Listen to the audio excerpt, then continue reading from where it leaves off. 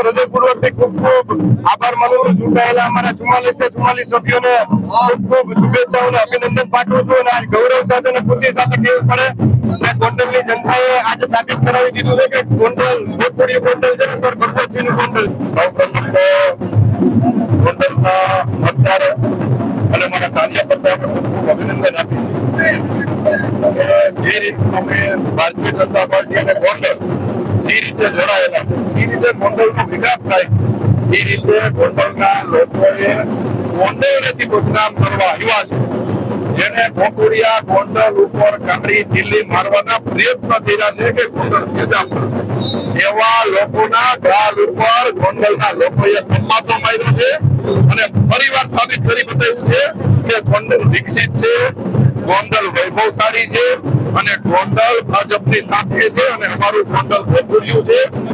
પરિવાર ધારાસભ્ય અને એમના પરિવારની લોકોએ ગોંડલ એમની સાથે સાબિત કરી બતાવ્યું।